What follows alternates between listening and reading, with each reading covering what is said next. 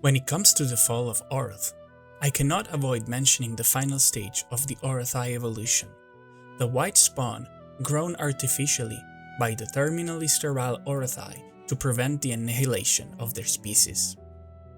This brings us back to the very first video I uploaded to kickstart this channel, and to celebrate that, I wanted to do something special. First things first, since that first video is quite old, let me dissipate any confusion that might have arisen from my more recent Orothai video. This guy here is an older version of the Orothai, a design I was satisfied with at the time but that didn't really reflect what I had in mind. This guy is the final, definitive version. That said, the White Terror is just perfect the way it was. To honor him and the Orothai, I wanted to do something a bit different. So I blew the dust off my 3D skills and delved back into modeling and sculpting. Let me just preface that I suck at 3D. Big time. The way 3D works makes it quite far from my inclinations. Settings are too obtuse and intricate and not intuitive and immediate enough for me. I really admire people who master 3D, but I was never one of them.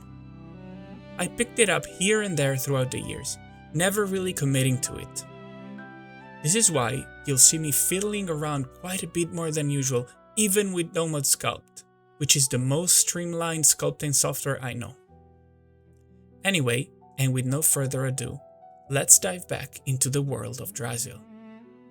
The Orothai are incredible creatures, and the civilization they built was advanced beyond the wilder fantasies of the surface dwellers. Not even the Imperium in its golden age, with all the contraptions and the automatons they built, could ever compare to the extravagant, refined, capricious, and delightfully complex technology of Oroth. Alas, the Orothai were not destined to endure, despite their best efforts. They had never been many, as they were immensely durable and lived incredibly long lives. But throughout the centuries, they became fewer and fewer. Their species became less capable of reproducing with every passing generation, until the Orothai had to recognize that they had become entirely barren. What they resorted to, as we know thanks to that very first video, is artificial conception.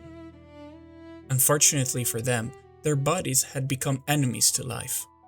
No fertile seed could spring out of the Orothai's loins, nor could a fetus survive in the bosom of their wombs. So they had to resort to different means, growing life entirely outside of their bodies. As the number of the Orothai grew thinner, so their lifespan became shorter, hastening the search for a solution to fend off extinction.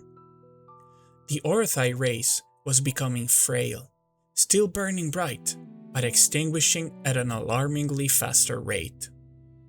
The solution came under the guise of an artificial womb, a shell of glass, metal, and adaptive tissue, filled with a dense soup of protein, capable of growing a new life within it from a set of impossibly intricate runic coordinates.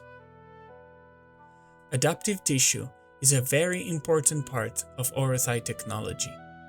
Called melaniphasma, this living matter is modeled after the Orothai black flesh itself, and it is capable of quickly change its shape and function based on the need, on runic commands, or even just on the will of an Orothai beholder. The artificial wombs became the pivot of the dying Orothai society, cherished with an almost sacred veneration, altars of hope for a continued future. The creatures that would emerge from these tanks, as we know, are the white spawn that would later be known as White Terrors.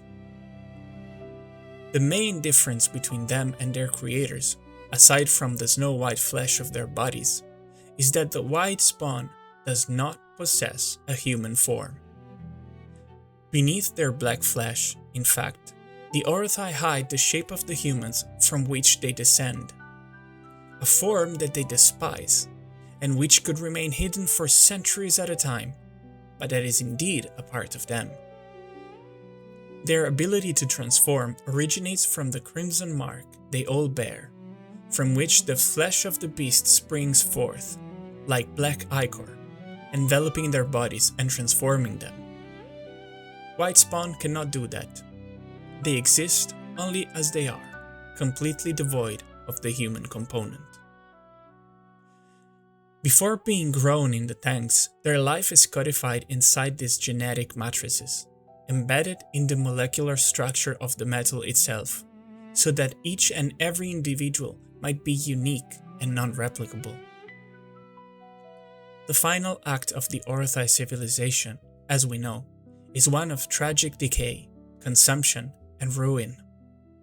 The white spawn came to slowly replace the original Orothai, of whom but a handful survived to see the pitiful fall of their race.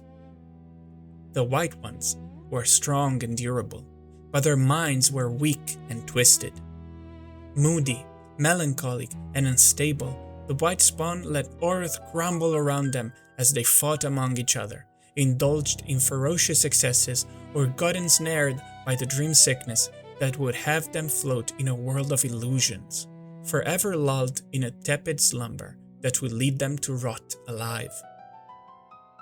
The few Orothai left often congealed in artificial sleep for decades at a time to delay the ever closer disappearance of their ilk, could do nothing but bear witness to the ruin their children wrought upon the jewel of the abyss. Soon the halls of Oroth became hollow, silent and barren. With no future and with no purpose, the Orothai stopped trying to save their society, doing their best to nurture the crazed children of doom they themselves had created. In time, Oroth fell. It crumbled down, wasting away as the deep roads churned and mutated, eroding the delicate runic balance that had kept Oroth a stable domain. No one was left to ensure the permanence of the city. The few who could do anything about it saw no reason to. The others were barely even able to look after themselves. The Orothai in this illustration, I like to think, knows nothing about all that. His flaming crimson heart pulsates with joy at the sight of a new life ready to come forth. A son or a daughter he and his betrothed desired for so long. A chance to see his lifelong partner, who has accompanied him throughout interminable centuries, grace the world with a smile once more. I really loved working on this. It was a lot of assets to come up with, but I was just locked in and so immersed that I managed. I really hope you liked this installment. I surely loved working on it. The next one is gonna be a fun one, I can tell you that. To help me out, feel free to leave an offering to the algorithm gods, chime the bell, leave a thumb up, and do share your opinion. I'll stay here, in the darkness of the secret world in my mind, hoping to see you in the next video.